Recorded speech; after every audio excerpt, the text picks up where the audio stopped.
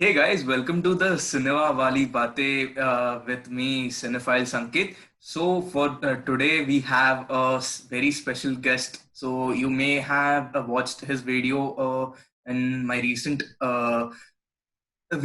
recommendation video, uh, and you also may have liked him and his recommendations too. So what I did was I convinced him to come on my show and join me on this podcast thing with me. So hi Matter, welcome to Cinema Wali Bate. So first of all, actually, Cinema Wali, you won't be able to understand what is Cinema Wali Bate. Actually, Cinema Wali Bate is it translates to talks about cinema. Oh, perfect. So yeah, actually, so welcome to, if you would say, talks about cinema. So Yeah, thank yeah, you. what's up? Yeah. So what's up? What have you been watching recently? Thank you for having me. I'm super excited. Actually, just before getting on here, I was trying to watch a movie before it expired through the Film at Lincoln Center website. It was called The Trouble with Being Born. I don't know if you've heard of it. It's gotten a lot of controversy, I guess, previously during like festivals and stuff. But it's about a father who uh, the relationship isn't really on the nose. They kind of hint at it, but a man who possibly lost his daughter has his daughter come back in the form of a like android, almost like AI, and Oh, they have this very explicit relationship that is very creepy, and it doesn't ever like really show much, but it's all implied, and then you start to see things through the memories of this android and all the creepiness of it and what possibly happened with their relationship, and then it runs away and meets a new person, and kind of like AI, the Steven Spielberg movie, but more adult and European. um, oh, so it was really twisted. I think it's gonna start making its rounds a little bit more, but almost kind of like an adult Pinocchio, um, in the most uncomfortable ways possible. I didn't love it, but I thought there was some interesting stuff in there. And I think the other really exciting thing that I saw recently was Collective, which is a documentary that takes place in Romania in 2015. yeah. Yeah, have you heard of Actually, it? I was about to say that, I just saw your Instagram story, and that in Instagram story, you talked about that documentary, and actually, I then Googled it and I found out that it was many reviewers were also giving great reviews about that documentary. Yeah. And yeah, actually, you should also talk about it. Yeah, What was good in. well, I mean, like this year in general, I've been trying to make myself watch more documentaries, which has actually made me love them almost more than anything at this point. And because I like when certain directors take a different kind of approach to it, where a lot of documentaries have a sort of uh, like voiceover sometimes to it. This one just kind of let it play out, and it was almost like they knew something was happening, so they just filmed everything that was coming along. And it takes place in Romania, 2015. A nightclub like sets on fire, and a bunch of people die. Like over 50 people died, and some go to a hospital with like minor burns, some with major burns, some with minor burns, and like 13 or so other people just die at the hospital. So the press decides to figure out what the hell's going on. So they figure out that a lot of like the antibacterial stuff that they've been using in hospitals uh, hasn't been diluted appropriately or as it's marketed, and they've been it's been diluted like over like 10 times of what it's supposed to be, and it doesn't like kill certain bacterias, and that's why people were dying in this like burn unit they don't even have really. And it was just like poorly handled, and you start like understanding that it's rooted in all this like government stuff, and all these different like bribes, and just how corrupt everything is there. And it gets really intense, and it plays out like a real life thriller, which I Oh. was not expecting. And it's twisted and it's scary because it's not the only place, like it's not only happening in Romania, it's happening all over the world, and possibly in America here too, which we have a lot of bullshit going on. So uh, Actually, yeah, it was what you sounded about telling the plot, I just thought about it. This movie sounds like All the President's Men, where they're actually in the starting of the movie there is nothing about it, but yeah, that small burglary was actually something which was like they some big thing they were doing, and actually it was linked to one of the major politicians in that time. Yeah. So like it sounds very interesting, that documentary. Like any idea when, like, is it releasing in the states or two? Well, I mean, it was playing through Film at Lincoln Center through their new films, new directors, little festival that they have going on, and I was able to grab a few tickets and whatnot. So hopefully it's releasing soon because I think they're gonna start pushing it for like maybe January or February release. But it was for free actually, so they did like a free screening. They were like, if y'all are like members wanna watch it, go for it. So I was like, hell yeah! So I was like, I don't know what this is, but I'll check it out, and my life was changed. So now I'm horror. Oh, wow. Yeah, it's But cool. like actually, so I wanted to talk about, so like I also like follow you on Instagram, and on Instagram you have been repeatedly saying that like the awards, the Oscars shouldn't happen. So like, can you just elaborate on that? Like, why should, even in the festivals also, in the major festivals also, why shouldn't there be a competition as such? Like why shouldn't be, according to you? Well, I think with competition in general, especially like with sports, there's a way to um, score things through like uh, different like numbers and like scores. Like there's rules to these things with sports, but with art, there's no rules. So to imply that there would be rules to this shows that there is like this elitist attitude towards art that should not exist because everybody has their own experience with art and perceives life and art in different ways, and that I think that's something that should be respected more. So I really enjoy the fact that a lot of film festivals they get this platform to express themselves and to shine a light on things that a lot of people may not have seen, but to throw in the idea that some things, like some people's perspectives or ideas of art, are seen as better than others, especially with the language that people are using, saying like this is the best picture, and it's like there is no best. Even in like this collective idea of all these people coming together to decide what is best puts out the wrong idea that there is a standard that can be reached, and it's like there's not. So I think it's better to, like the New York Film Festival does, is have a platform and don't make a competition. You're going to go in, enjoy what you like, and you're going to spread the word. And I think during like when the Oscars were first brought about and all these other competitive festivals, it was before a time when we had like social media and the internet, and now that all this stuff is a little bit is much more accessible, it makes it easier for people to explore and find these things that they may have not known before, because it's all right here in the computer. So I think it's something that we've been conditioned to always look towards the Oscars. I mean, it's always like the road to the Oscars. It's never like the road to Cannes or the road to Berlin Film Festival, any of that kind of stuff. It's always the Oscars, which is Hollywood, and it dominates everything, and it leaves out so many voices that aren't heard, and it enrages me so much because I spent most of my life watching so many things from like all over the world, and to see them not get any kind of, not like not like any like awards or anything, because I don't think awards are deserved. It's just a thing that people have decided is a thing, which I don't understand. But I think there should be a thing that celebrates things instead of puts them against each other, because there's no reason. It just creates a toxic environment when we should all be like accepting of other people's ideas and visions, and it would bring up more discussion instead of hatred towards each other. So Oh, actually, so actually, you got a great point in that. So, like, even the thing is, every country in the world produces, like, not like every country in the world doesn't produce just one great film. So, like, in the Oscars, they have like a criteria that only one country should like nominate send only one of their best film.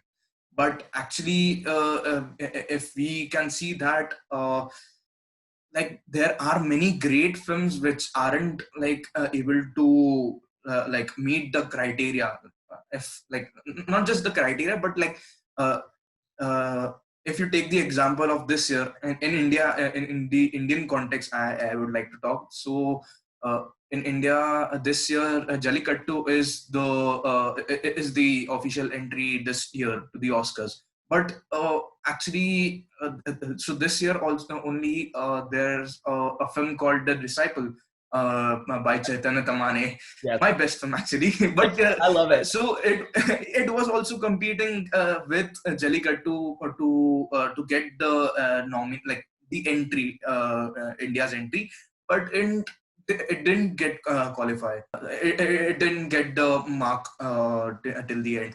So so this is the thing, right?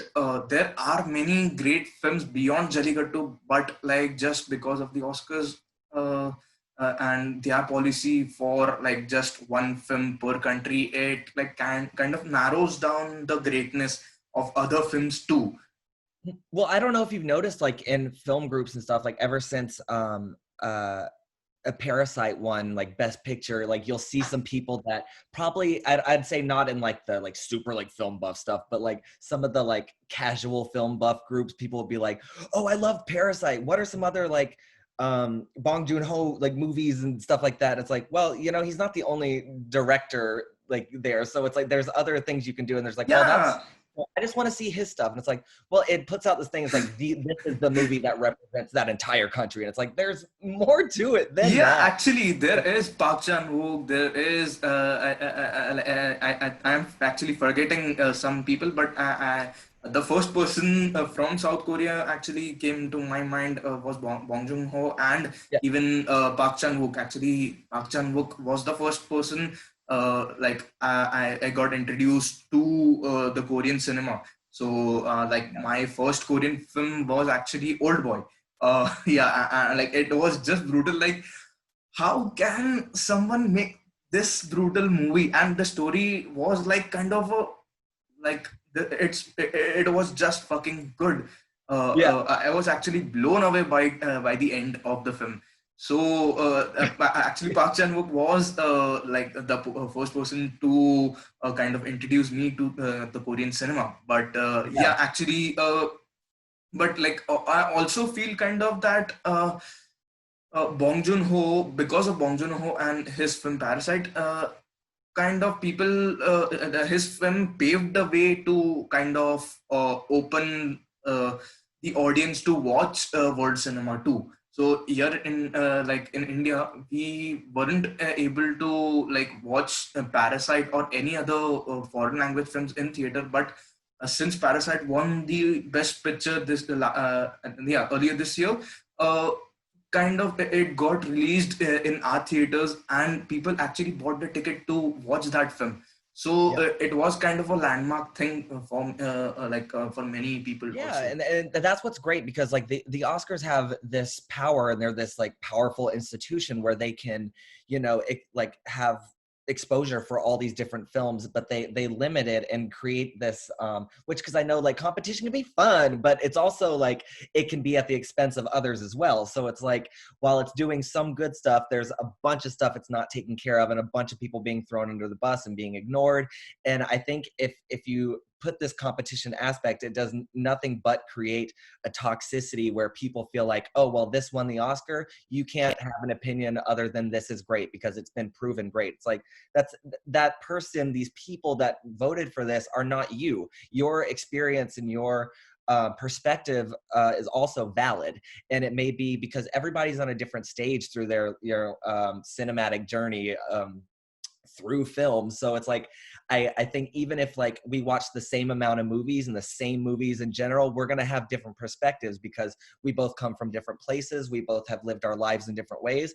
And to say like, you know, your experience with this movie is different than mine, and to say that like one matters more than the other is bullshit. So I think Exactly, yeah, exactly. So even like every year in like during around the Oscar season, so what I personally do is obviously watch the Oscars, like kind of like Oscar winning or even Oscar nominated films. But I also make sure that the other films or the other great films also, like even I think this happened in the year 2018. I watched like some great film, like I think two or three great films, like Eighth Grade and even Private Life. So like these are both great films. Like one is from A24 and one is from Netflix. Both are very great films, but like the Oscars, the Academy, like totally ignored them and it totally snubbed it. So but like these both films actually like created a very much like had a very great impact on my personal life. So like in my opinion, actually those films should have been nominated, but so that's the thing, right? My personal kind of a competing thing differs from others as well. So that's the thing. Actually, you are very much right about it. Well, and that's what's interesting, because with the Oscars, there's a bunch of people that are involved with the Academy that a lot of people don't even know who they are or what they've seen or what they vote for. So like that's why I really enjoy looking through like top 10 lists or like top whatever list, because it has like the responsibility on each person where you're like, oh, I know what this person has seen and what kind of stuff this person enjoys. Where like the Academy hides behind stuff and it's like, we'll vote for things, but you don't get to know what we vote for or how we vote or what we've seen. There's no responsibility. So it's kind of this thing where they can vote however they want without having, you know, maybe even seen something. And it's very Actually, political and like kind of very like uneven and unfair approach to art in general. And it puts out I think a very upsetting message about like how things should be viewed. I don't know. actually, so like even I'm also surprised that how can a person like without watching all those 90 films, 1995 films, which are being submitted all over all over the world for the best foreign language film, now the international feature. But like, how can one watch all those films but like and then judge according to, oh, Parasite is making a kind of noise, so like I should watch Parasite. And even last year Les Miserables and Pain and Glory and others were also making noise, but obviously Parasite was making great noise, like unbelievable noise for the awards. But like you haven't watched the other 90 or 80 great films like that are also unique in their way. Yeah. Actually, so recently I watched I didn't watch it, but my friend was saying that Beanpole, which was the official entry from Russia, was Yeah. actually quite great, and even he like was saying that it was kind of better than Parasite. But as like he said, it was his views. So like Yeah, he and I saw that as well. I saw the New York premiere of it with, and the director was there. And I enjoyed mostly the style and colors and stuff behind it, the story not so much, but I still like enjoyed it. And you know, your friend who also like loved that movie, like their opinion is valid because, you know, through their perspective and how they've seen things, this is the one that affected them the most, and that's, you know, something that should be appreciated. And the, you know, even like with Marvel movies, which I can't stand, but people love them and they deserve that. They deserve to be able to, you know, watch these movies and, you know, be able to love these movies without being criticized, because this is stuff that they enjoy. And this is all like stuff that we actually enjoy. personally enjoyed it. Yeah, that's great. And like my best friend is obsessed with them. And like, and I'm never like, I used to be a complete dick and be like, ew, those are bullshit. But now I've gotten to the point where I'm like, okay, well, my approach to that was immature and like ill-informed and just moronic in general. So it's like I think it was that thing because I was so concerned with the fact that, you know, those were getting so much attention and these other films weren't. But I was like, why am I so pissed? And it's because they're being put against each other and they shouldn't be, because they're doing The totally theme park different things. films. Yeah, and they're doing totally different things and they're allowed to. So it's just like each film, but I think it's the frustration comes with people not, you know, putting the energy towards like other films as well. It's just solely that. But it's like they don't have to, but it's, you know, some things are just, you know, raised above others. And I Yeah, think, actually, so for me personally, the Marvel films and also the DC films actually are an escape route to all the serious films I watched, and even all the serious things happening in my life. So when I watched this one, a Marvel movie, let's just say Avengers Endgame. So that was, I didn't judge that film on the basis of, oh wow, how like how brilliant was that film cinematography, or how brilliant was the direction of the film.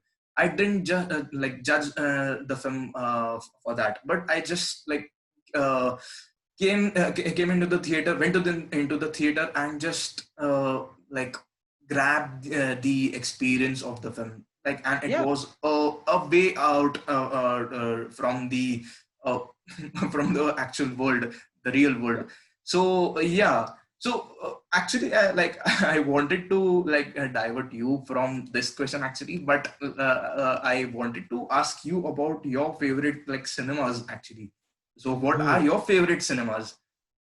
Well, it's of course, like with everybody, is kind of, or with people that are really obsessed with movies, like it changes a lot. So like after I like stopped drinking like 3 or 4 years ago, I got really into, I was like, I'm gonna watch Andrei Tarkovsky's movies, I'm gonna try this real quick. So then I got really into his stuff because I watched Stalker, and I had seen some of his stuff when I was younger, and I did not comprehend it, and I was just like, this is dumb and slow. And then I finally watched Stalker, and I was like, after it ended, I was like kind of pissed because I was like, okay, so which I won't like give anything away if like people haven't seen it, but like there was like this ending that like kind of made me mad that something didn't happen, but then there's this final like bit that blew me away, and it made me rethink everything and like my approach to cinema. And he's a very like religious director, and I'm not religious at all, but I love the idea of like playing with doubt and not knowing what's coming next, and being like fearful of like the world, but also holding on to hope, kind of like what Ingmar Bergman does as well. And in like I started watching like Kiarostami's movies, where like his his work is rather hopeful, and I was not used to it. I was used to like dark, depressing European cinema, and then I got into his work, and I was like, oh, I actually have a heart. I can enjoy this as well. So like I watched the Coker trilogy, and that like changed my life. I saw the latter two films in theaters because they were doing a retrospective of his work, and I like powered through his work, and I was like, this is fucking delightful. I need to open myself up to even more cinema. So it's been really exciting to like travel through different things, and I love experimental stuff, which I've been looking into, stuff that's challenging. I love to be challenged in a way where it's like I want to see a perspective that I am just ignorant to. I want to see stuff like I watched The Other Side of the Underneath by Jane Arden this year, and it blew me away because I was like, what the fuck am I watching? And it was like being shook for like 2 hours of like inside a woman's mind, of her trying to cope with her past and traumas and different like personalities possibly. And the way that kind of approach was something I hadn't seen before. So I'm still seeing new shit all the time, and it makes me feel good that there's no like end in sight. Like there's still shit I have to see. There's still things I'm going to learn. There's new perspectives I'm gonna like approach, and I find that so thrilling that there's no end in sight. It's frustrating, but also that I'm like, I can still keep seeing stuff, and my life's gonna keep changing, which is powerful for me. But yeah. But actually, in the end, I actually didn't get what answer I wanted from you. What your favorite I'm sorry. cinema? Like what? Like in like pipe or what? In general, so like I would say Korean cinema kind of is like one of my favorite cinema, since like about how they shoot, and even how they like tell their stories in a very bold way. So Koreans, I'm kind of leaning more towards Korean cinema, but it's like what's your favorite cinema in general? Just like like in Country's cinema, like which country's cinema? country. I mean, that's the thing. It's like I've seen stuff from all over.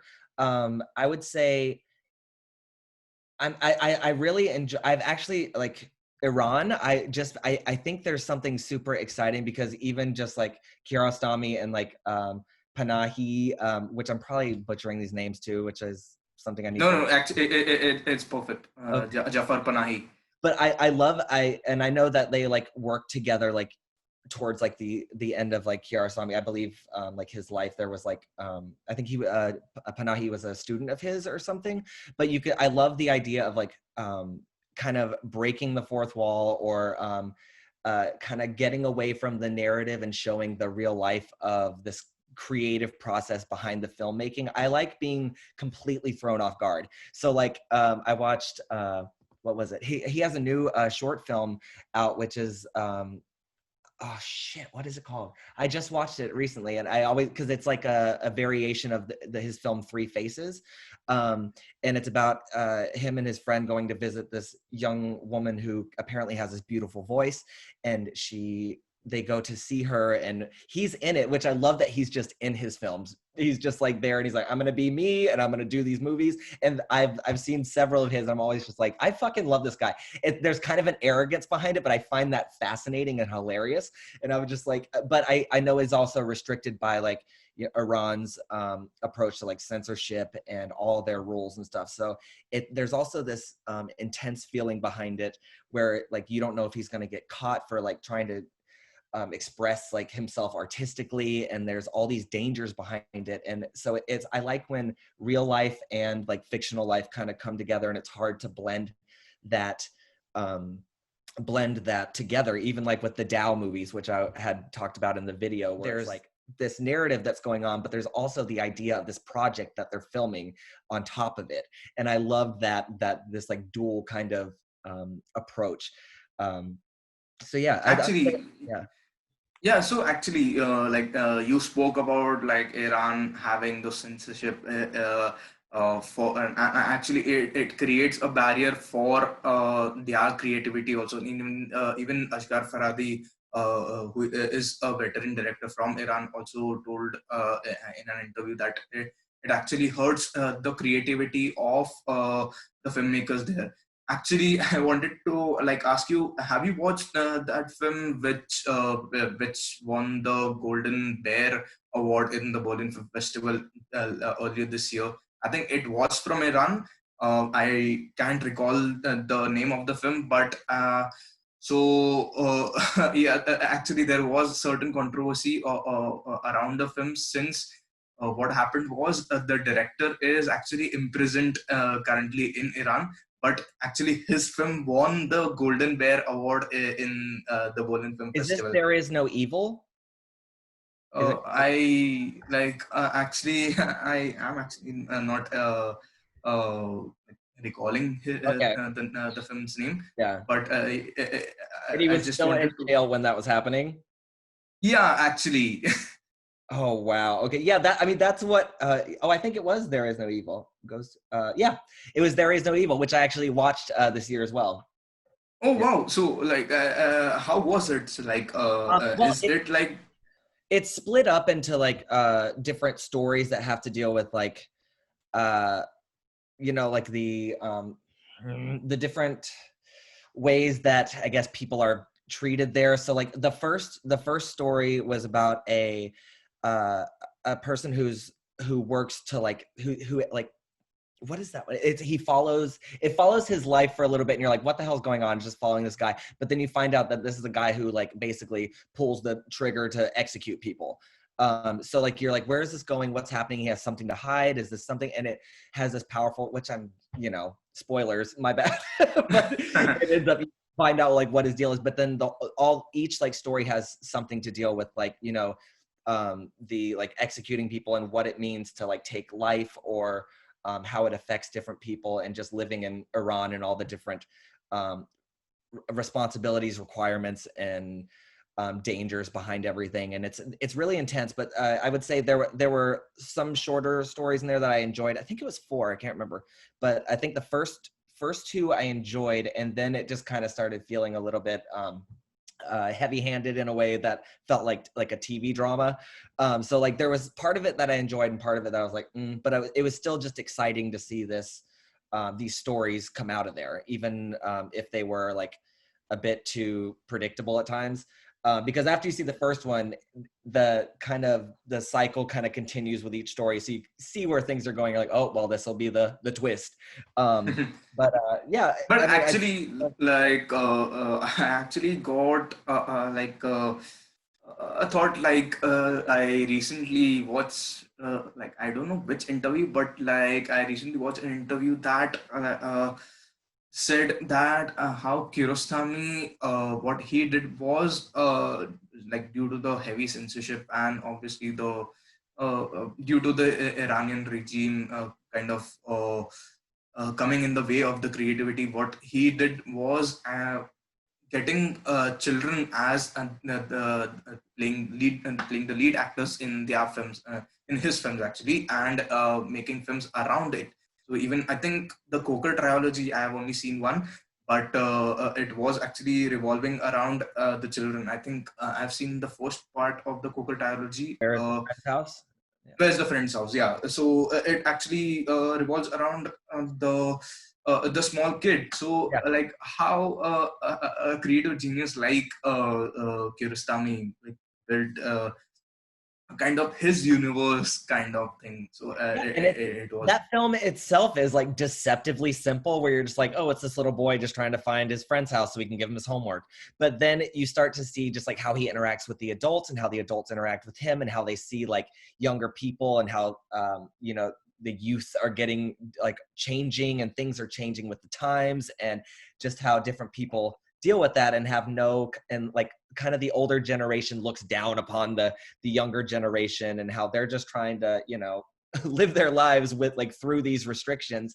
And what's great is that the following two films, it gets like more meta, where the second one is a guy basically playing Kiarostami, and he goes back to visit Coker to see if he can find the boy that was in his film.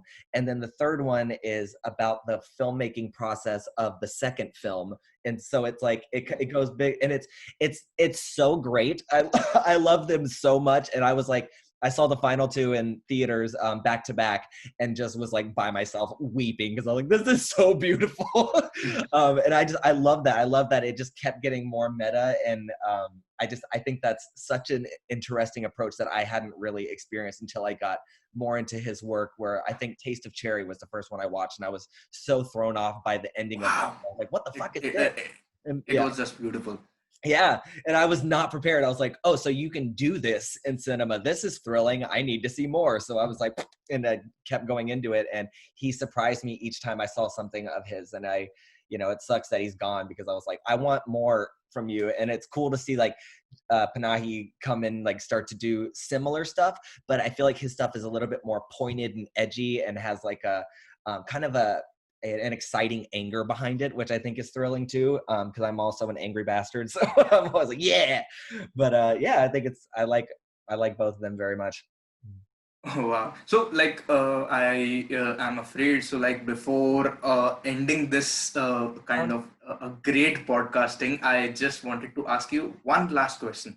Okay. So you know that there is a Criterion Closet like which is in New York, and like very famous filmmakers go there and pick up their DVDs and Blu-rays like and tell stuff about that. So what if you get a chance to visit the Criterion Closet, and then if you have a chance to just pick two films of your choice, what would be that films? Well, honestly, I used to have a few, and I lost them like over the years because I let people borrow them, and then they would go away and I would never see them again.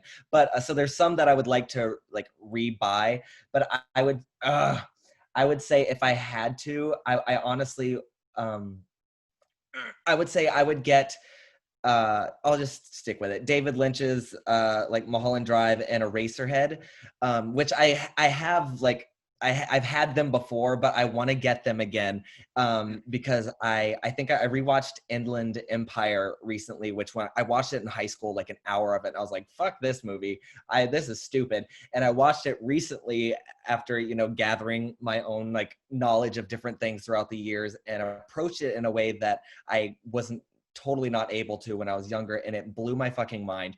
And I was like, okay, so I really enjoy his approach and his like dreamlike um, like storytelling, and where you have to kind of puzzle piece everything together for it to make any bit of sense.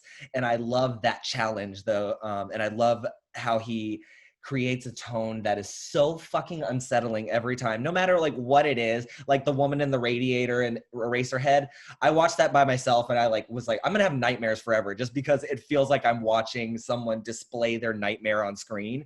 And it's so horrifying but also magical in this thrilling, exciting way. And I want to ask you before we end, what would you choose? Oh, me too. Yeah.